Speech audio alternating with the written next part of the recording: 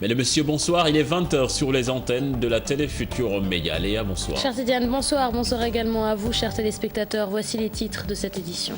Rencontre houleuse entre Modou Diagne Fada et Maître Abdoulaye Wade. Le pape du SOPI ne cautionne pas la restructuration profonde du parti ni le congrès avant la présidentielle. Les partisans du député Modou Diagne Fada ont boudé cette rencontre. L'opération démolition de maisons suit son cours près de la piste de l'aéroport de Dakar. Plus de 300 sont concernés. Le collectif des victimes soutient que le site fait partie d'un titre foncier global qui leur a été attribué par les services compétents. C'est parti pour la semaine nationale de sensibilisation contre les drogues. La féminisation de la toxicomanie inquiète au Sénégal. Au lycée Blaise Diagne de Dakar, le principal tire la sonnette d'alarme.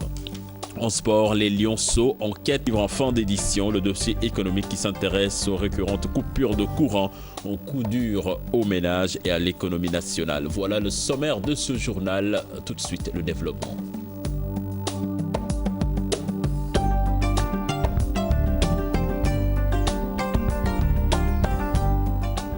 Ibrahim Kane, bonsoir.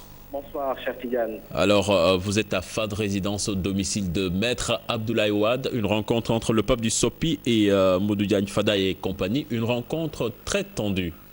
Tout à fait, cher Tidiane. La rencontre entre Maître Abdoulaye Wade et le groupe des signataires du mémorandum, comprenez Modou Diagne Fada et compagnie, n'a pas permis de trouver consensus autour de la question relative à la refonte du parti.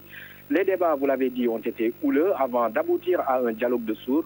Un désordre total a été noté dans la salle avant que Modou Diagne Fada et compagnie ne boudent de la rencontre sur le principe et la démarche de Modou Diagne Fada et ses camarades.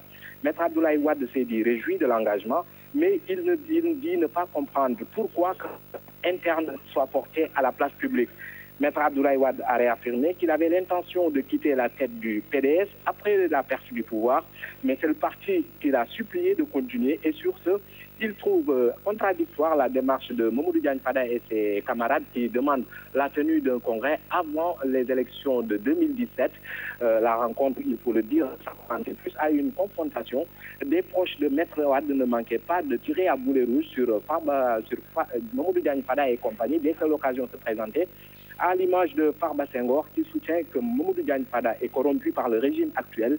Il aurait reçu de l'argent de la part de Macky Sall pour miner le PDS, selon toujours Farba Senghor. Après de tels propos, Maître Abdoulaye Wade a déclaré que Modou Diagne Fada est désormais mis en cause et qu'il devrait s'expliquer. Il lui demande de jurer même sur le Saint-Coran pour lever un coin du voile sur ces accusations de Farba Senghor. Après avoir quitté la salle, Modou Diagne Fada est aussi accusé de vouloir créer son propre parti politique, mais il n'a pas le courage ni le camp de le faire à l'image de Souleymane Ndéné Ndiaye ou bien de Pape Diop ou autre. Là, la rencontre continue, cher Tidiane, mais ça se passe entre Maître Abdoulaye Wade, Maître Madi Kenya, le porte-parole du PDS et quelques membres, le groupe des signataires du mémorandum, Modou Diagne Fada et compagnie, ont quitté la salle il y a d'une heure. Voilà, merci Ibrahim Kane. Nous y reviendrons certainement dans nos prochaines éditions pour plus de détails. Léa, on vous donnait l'information. La semaine dernière, les bulldozers continuent toujours de sévir aux environs de la piste de l'aéroport Léopold Sédar Senghor. Plus de 300 maisons et chantiers sont visés aux grandes dames de leurs propriétaires. Les forces de l'ordre ont cerné la zone. Nadia Attala et Modou Diop étaient sur le terrain. L'accès au site de construction démoli le long de l'aéroport est interdit. Tout le quartier est quadrillé. Des victimes qui s'indignent de la démolition sont également interdits d'accès. L'État a décidé fermement de détruire, de démolir, sans pourtant donner des raisons fondamentales. On n'a aucun interlocuteur. Aucun interlocuteur. Nous n'avons reçu aucun avertissement. On a constaté encore une fois, avec amertume et désarroi, la présence des gendarmes ici pour quadriller le site et même faire sortir du site les gens qui habitent ici. Mais il y a des gens qui sont à l'intérieur de la maison en disant qu'ils ne vont pas sortir et que si on doit démolir, on va démolir les maisons en les tuant. Les bulldozers poursuivent leurs besoins. Ce sont des centaines de maisons et chantiers qui vont être détruits. Les gendarmes ont quadrillé tout le site à 7 h du matin et ils nous ont informé que le gouverneur va procéder à la démolition de toutes les concessions, estimées aujourd'hui à plus de 380 concessions. Parce que globalement, c'était plus de 400 concessions. Mais rappelez-vous que jeudi dernier, l'État est venu, le gouverneur est venu démolir 30 maisons, une trentaine de maisons. en disant qu'il va revenir parce qu'il a reçu des instructions fermes du chef du président de la République. Les propriétaires, outre d'ester en justice l'affaire, ils interpellent les autorités et alertent l'opinion. Bon, notre dernière arme de recours sera donc de saisir le juge judiciaire, le juge administratif. Parce qu'une décision de ce genre doit toujours émaner de l'administration. L'État qui est censé garantir la loi, qui est garant de la loi, enfreint la loi, moi je ne vois pas où on peut amener l'État aujourd'hui. On ne cherche pas à situer les responsabilités pour voir qui a raison, qui a tort. Ce que nous demandons aujourd'hui, c'est juste qu'on puisse nous entendre et qu'on puisse partager les avis et les opinions pour trouver une issue heureuse à cette crise. La démolition des maisons environnantes de la piste de l'aéroport, qui selon certains a des relents politiques, est loin de connaître son épilogue à cause de l'implication de nombreuses personnalités. Des propriétaires de maisons dépités suite à la démolition de leur habitation qu'ils déclarent pourtant avoir acquise dans les règles. Selon eux, Léa, le site fait partie d'un titre foncier global qui leur a été attribué par les services compétents. Là-dessus, je propose d'écouter les explications de Medoune Seck, le président du collectif des victimes de la démolition du quartier de Ouest Foire, au micro d'Adi Atala et Modou Diop. Les conditions d'acquisition, ce sont les mêmes conditions si vous allez de Ngor à ici. De Ngor et une partie des Almadies d'Iski. C'est un titre foncier global.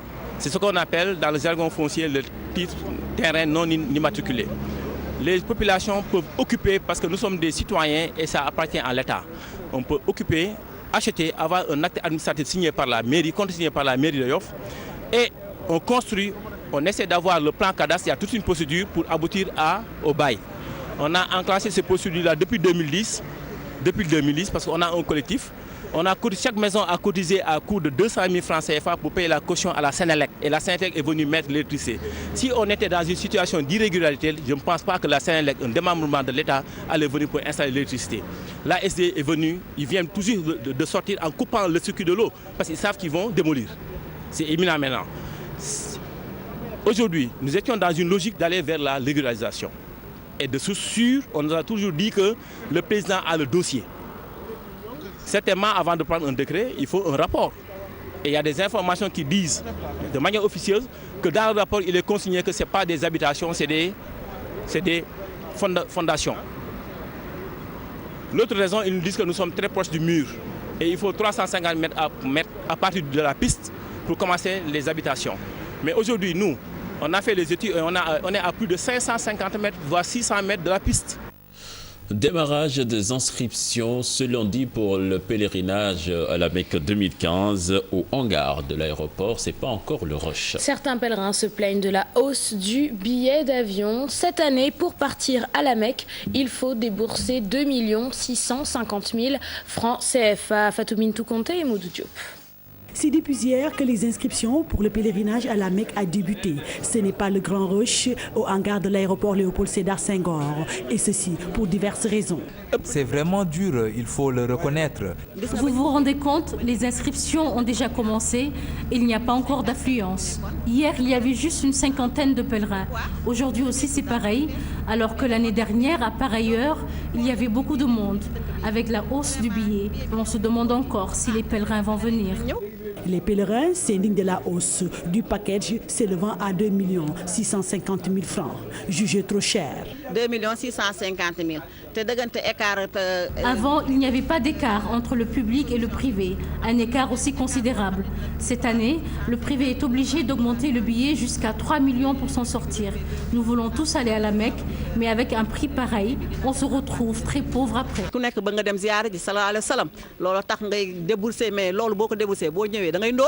La seule explication que leur a fournie les autorités, selon ces pèlerins, est que le taux du dollar a connu une augmentation considérable ces derniers temps. On nous a juste expliqué que le taux de dollar a augmenté, c'est pourquoi il y a eu une hausse cette année. Mais il faut savoir que c'est très dur pour nous. Ils estiment que c'est seulement au Sénégal que tous les ans, le prix du billet connaît une hausse de cette façon. L'État n'a pas pitié de nous, les pèlerins. Dans beaucoup de pays, le billet n'est pas aussi cher, alors que nous nous rendons tous à la Mecque.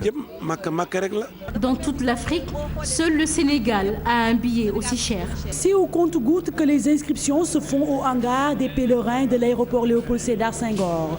Espérons que d'ici quelques temps, ce hangar va connaître un rush. Le prix du gaz en baisse, et ce sur les bonbonnes de 2,7, de 6 et de 9 kilos. 40 francs sur les bonbonnes de 2,7 et 6 kg et 80 francs celles de 9 kg.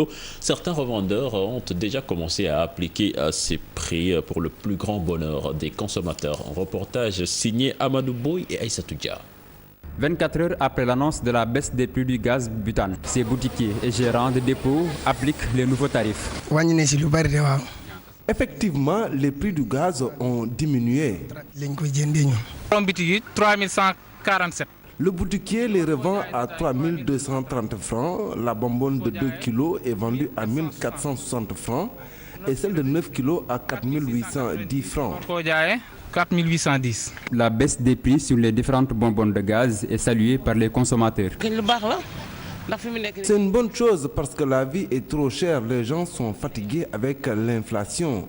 Nous remercions le bon Dieu. Nous saluons vraiment cette baisse sur le prix du gaz. Les pères de famille ne peuvent qu'applaudir. Moi, je consomme 2 bouteilles de 6 kilos par mois. Désormais, je peux économiser. Toutefois, ils souhaitent que cette baisse soit plus considérable et qu'elle concerne aussi les denrées alimentaires. On peut toujours baisser les prix, ce n'est pas facile pour nous consommateurs. 50 francs, ce n'est rien. Diminuons encore, sans oublier les autres denrées alimentaires. Désormais, la bonbonne de gaz de 2 kg est revendue à 1460 francs, 6 kg à 3230 et la bouteille de 9 kg à 4810 chez le distributeur. Pénurie de pommes de terre sur le marché, Léa, une denrée très prisée des populations. Très prisée, chère Tidiane, au point que de nombreuses femmes continuent de les acheter. Pas question pour elles de se tourner vers les frites surgelées. Aïssatou Païfal et Mardien sont partis à la rencontre de ces inconditionnels de la frite traditionnelle. Coupée en rondelles, en lamelles ou en dés, sautée à la vapeur, en friture, la pomme de terre se présente sous toutes ses formes. Les pommes de terre surgelées essaient de ravir la vedette à la bonne vieille patate. Solange, elle, prépare toujours les pommes de terre du terroir. Pour les frites surgelées, c'est vrai que c'est fait... C'est fait en respectant les normes d'hygiène et tout, mais nous savons tous que souvent pour conserver les aliments, on a besoin souvent d'ajouter des additifs alimentaires dessus et tout. En plus, c'est importé. Je ne sais pas forcément comment est-ce que ça a été fait, donc je préfère utiliser les pommes de terre qui viennent de notre pays, qui ont été cultivées ici, pour en plus booster en tout cas le plan de Sénégal émergent de notre président. Nadine est du même avis que Solange. Selon elle, la paresse serait à l'origine de cet usage excessif des surgelés. Je préfère les pommes de terre nature parce que les surgelés, on ne sait pas avec quel produit ils ont fait pré-cuire, pocher. On ne sait pas avec quel produit ils ont poché les pommes de terre. Donc moi, de préférence, je préfère les natures. Surtout, je pense que les femmes sont paresseuses, c'est pour cela qu'elles préfèrent les surgelés. Solange d'ajouter que les pommes de terre nature sont beaucoup plus appétissantes. Non seulement il y a le côté arôme, goût, tout ça, mais aussi il y a le côté bio, c'est très important. C'est très important quand on a l'occasion d'avoir un produit frais qu'on peut éplucher, préparer nous-mêmes avec tout l'amour qu'il faut à la cuisine. Vraiment, je crois qu'il faudrait plus mettre l'accent sur les pommes de terre bio. Digestif, apéritif, le Solanum tuberosum, originaire des Andes péruviennes, en consommation régulière permettrait d'éviter le cancer du sein. Une autre superstition, elle exciterait Vénus en éveillant les sens. Aïssatou Païfal, merci. Une information qui vient donc de tomber à Modou Diagne Fada qui va tenir incessamment une conférence de presse chez lui. Certainement, nous suivons tout cela et nous y reviendrons dans nos prochaines éditions, Léa. La semaine nationale de sensibilisation contre les drogues s'ouvre ce mardi, occasion saisie par nos reporters pour s'intéresser à ces élèves du secondaire qui fument du chanvre indien, un phénomène devenu récurrent dans certains établissements. C'est le cas au CEM Blaise Diagne. Le principal de l'établissement dit souvent faire face à des cas d'élèves fumeurs de chanvre indien. La situation géographique de l'école n'y est pas étrangère. Un reportage signé Pape Chardiak et Aïssatou Dia. CEM Blaise Diagne, un établissement comme tant d'autres où la consommation de drogue est devenue banale. Le principal d'avouer avoir déjà eu à faire face à des cas d'usage de chanvre indien par les élèves, des situations à gérer avec responsabilité. Bon, ça devient récurrent car il y a on voit beaucoup d'élèves sont en train de prendre la drogue, même autour de l'école, dans l'enceinte de l'école. Récemment, nous en avons trouvé ici au niveau de l'établissement, mais nous le gérons en famille. Parce que, vous savez, c'est un phénomène très sensible. L'environnement immédiat de l'école, pour la plupart des quartiers où l'usage de la drogue est monnaie courante, expliquerait ce phénomène dans lequel les garçons s'illustrent le plus. Il y a des malfrats qui fréquentaient le terrain de sport et qui fumaient de la drogue. Vers les années 2009 d'ailleurs, il y en avait qui utilisaient certains élèves pour écouler le produit. Les élèves qui utilisent la drogue, déjà ils ont acquis ces mauvaises habitudes dans leur quartier. Les filles, pour la plupart, ils fument de la cigarette, mais j'en connais pas qui prennent de la drogue. Ce sont plutôt les garçons qui prennent la drogue. Pour endiguer ce fléau, les responsables administratifs disent travailler en étroite collaboration avec la police et les parents d'élèves. Nous travaillons avec parfois la police, avec les autorités, n'est-ce pas, pour essayer de l'éradiquer. En tout cas, une fois qu'on nous signale que des élèves s'adonnent à la drogue, nous les convoquons, nous les sensibilisons, nous convoquons les parents aussi. Drogue et études faisant mauvais ménage, l'utilisation de stupéfiants aurait des conséquences négatives sur les élèves qui s'adonnent à cette pratique. Non, c'est pas compatible parce que la drogue nous amène dans un autre monde. En général, ils sont agressifs envers les professeurs, de même qu'envers leurs camarades. Pour un moins, ils s'énervent, ils essaient de créer des embrouilles, quoi. Le chanvre indien, la drogue la plus utilisée dans les établissements scolaires, paranoïa, agressivité, difficultés scolaires, autant de conséquences que peut avoir l'utilisation de cette drogue par les apprenants. Au Sénégal, la féminisation de la toxicomanie inquiète. En effet, car les méfaits de la drogue seraient plus destructeurs chez les femmes que chez les hommes. Les explications, c'est avec Mme Biram Diouf et Adam Agaï. La toxicomanie féminine a un rythme croissant, une réalité au Sénégal. Pourquoi cette féminisation du fléau? Réponse avec Mamar Targueï. Essentiellement provoquée par une certaine conception que les femmes se font sur la nécessité de se battre pour développer leur autonomie au niveau de la société. Une fois qu'elle baigne dans ce monde sombre, qu'elle consomme au trafic la drogue, elle tombe dans ce piège des narcotrafiquants. Qui est arrivé à instaurer dans l'opinion une fausse idée comme quoi qu'il y a des drogues douces, parmi lesquelles il a été énuméré le chanvre indien, plus connu sous le nom de Yamba. Et par contre, de l'autre côté, nous avons l'héroïne, la cocaïne, le LSD, qui sont des drogues de synthèse fabriquées dans des laboratoires pour intensifier l'effet des drogues naturelles, classifiées dans la catégorie des drogues dures. Et dire que depuis 2003, le professeur Omar Sylla, psychiatre, a tiré la sonnette d'alarme sur le phénomène dans un rapport. Aujourd'hui, les populations en restent ébahies. Une femme doit éviter de toucher à la drogue et quel que soit son problème, elle ne doit pas s'y adonner. Elle peut trouver du boulot.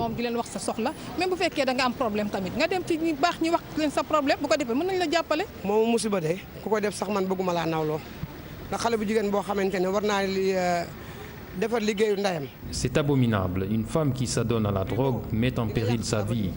C'est du gâchis.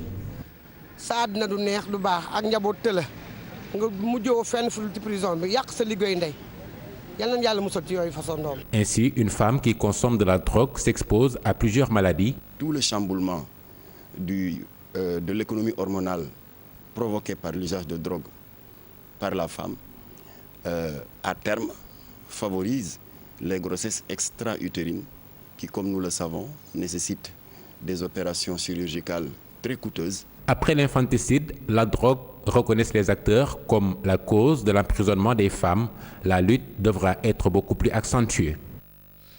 Et la loi Latif Gueye portant sur la criminalisation du trafic de drogue ne sera pas supprimée. Au contraire, chère Tidiane, elle va garder toute sa rigueur. Oui, c'est la position du ministre de la Justice de la ville de Mame Mactar Gueye. Le vice-président de l'ONG Jamra soutient que le combat contre la toxicomanie ne fait que commencer. Des propos recueillis par Mame Biram Diouf et Adama Gueye. Le ministre de Garde des Sceaux, ministre de la Justice, M. Sidiki Kaba, m'a fait l'honneur de me recevoir il y a une semaine.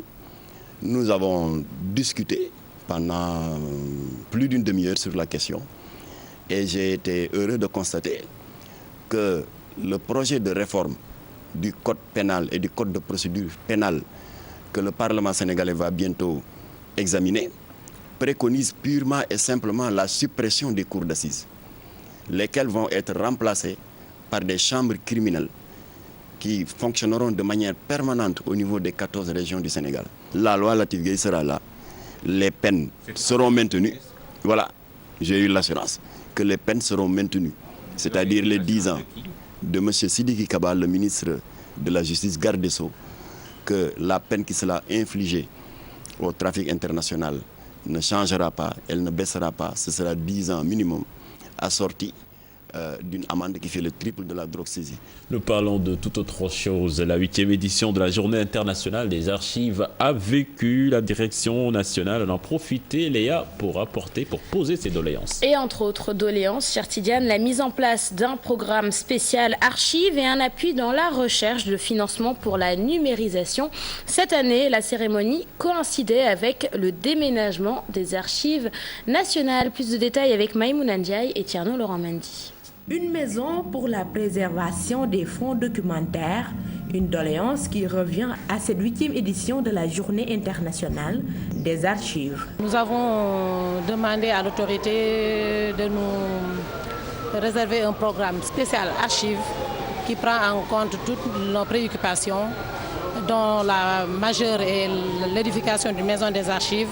Financement pour la numérisation, équipement de services régionaux d'archives, vivement souhaité. Il faudrait nécessairement la construction et l'équipement de dépôts d'archives pour prendre en charge correctement le patrimoine archivistique des régions ainsi que celui des collectivités. J'ai reçu récemment du directeur des archives de France une copie de ces archives numérisées. Mais la part restante est équivalente aux 2/3 du fonds qui se trouve actuellement physiquement à Dakar.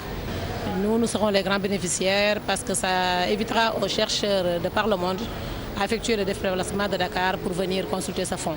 Le suivi du programme de recrutement spécial d'archivistes, un autre point évoqué. Il faudrait procéder à un recrutement massif d'archivistes pour le traitement des fonds d'archives en souffrance et également de techniciens pour aider les ateliers de revue de restauration et ainsi que celui d'audiovisuel à fonctionner parce que les spécialistes sont tous partis à la retraite et nous sommes à court de techniciens. La Journée internationale des archives, c'est aussi des forums et expositions. Cette année, un hommage est rendu à Jean-François Morel, ancien directeur des archives du Sénégal, décédé au mois de mars dernier. Et l'archivage est donc aujourd'hui soumis à de nouvelles exigences suite à l'essor du numérique. Ceci comme au groupe Futur Média, le système d'archivage est passé au numérique. Toutefois, les contraintes, il y en a encore beaucoup. Un reportage signé Aminata Mbaresso et Tierno Laurent Mendy. Ici, c'est la médiathèque du Centre d'études des sciences et techniques de l'information.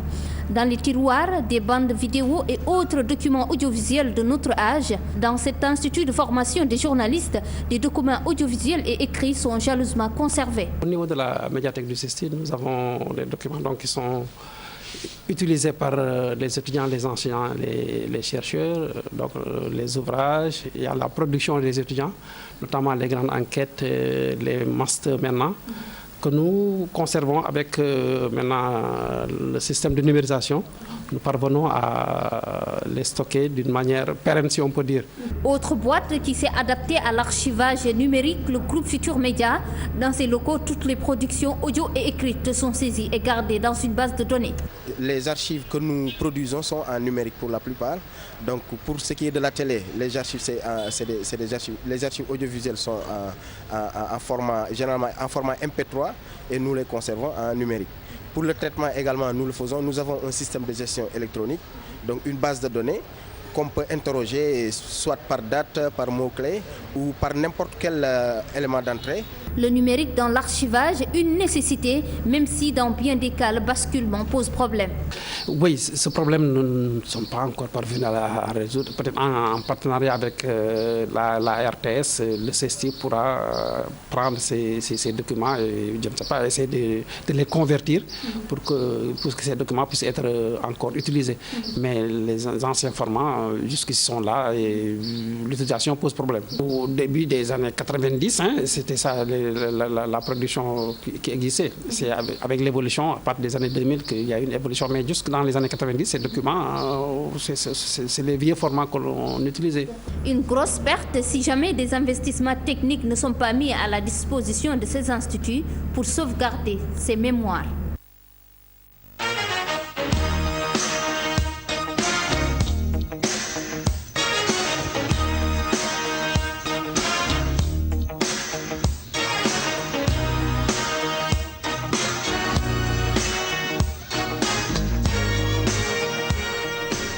Le Sénégal à 90 minutes d'un exploit historique. Les Lionceaux affrontent demain matin très tôt à 7h30 l'Ukraine. Je vous propose de suivre cet élément signé à Pape Pierre Diac pour plus de détails. Et puis première séance d'entraînement des Lions au centre Jules François Bocandé de Toubab Dialao, un déplacement salué par le président du centre Ibrahim Agnan que je vous propose d'écouter au micro de Mamadou Ndiaye et Hamza Diallo.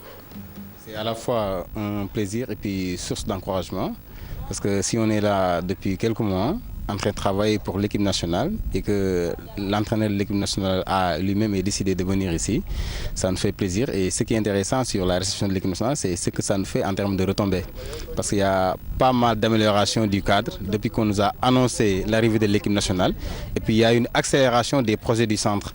Donc ça fait beaucoup de retombées. C'est qu'un deuxième, un troisième regroupement nous permettrait de gagner beaucoup de choses.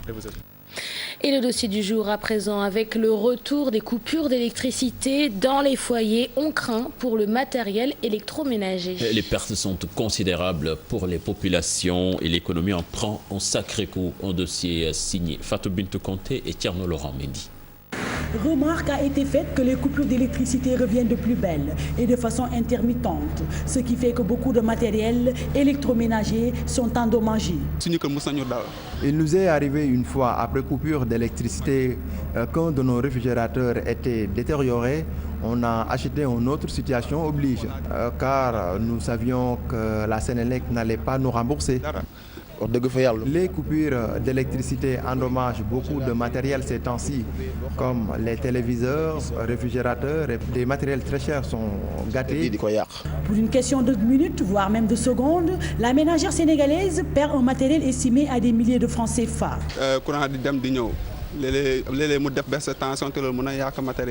Ce sont des coupures intermittentes qui sont à l'origine de ces dégâts. Il faut que les coupures soient à des rythmes réguliers au moins. D'ailleurs, pour cet économiste, les Sénégalais subissent un sacré coup avec ces coupures intempestives d'électricité. Si on prend le côté des consommateurs, évidemment là c'est beaucoup plus dur. Parfois même les bousillent le matériel et on ne peut pas le revendiquer. Le secteur informel se retrouve avec des journées sans travail, une grande perte. Au niveau du secteur formel, bien informel maintenant, disons que ces coupures d'électricité, prenons le cas de ceux qui sont ceux qui font des activités de menuiserie, des activités de menuiserie métallique, des activités diverses qui dépendent de l'électricité. À chaque fois qu'il y a coupure d'électricité, évidemment, ce que l'on constate est qu'ils arrêtent leur activité. Évidemment, ce qui va se répercuter sur leur travail, sur leur production, évidemment, c'est un manque à gagner. Ils vont perdre évidemment des bénéfices et des clients. Et les investisseurs ont tendance à fuir un pays où l'électricité fait défaut. Si on prend par exemple les investisseurs qui viennent de l'étranger, ils font une analyse. Un investisseur ne viendra pas dans un pays où il y a beaucoup de coupures, au risque donc de perdre, si vous voulez, des bénéfices, etc. Les coupures de courant engendrent des difficultés énormes sur le plan économique au Sénégal. Et les autorités sont interpellées afin de revoir la situation énergétique au Sénégal. Fatou Bintou Kanté, c'était le dernier élément de ce journal. Merci Léa. Merci Chartidiane, à demain. La parole est à la permanence à présent avec Chérif qui est déjà sur place. Merci beaucoup Chartidiane Diao et merci beaucoup à Léa Sokenendia et on vous retrouve demain avec le même plaisir. Tout de suite une page publicitaire et on revient pour la suite.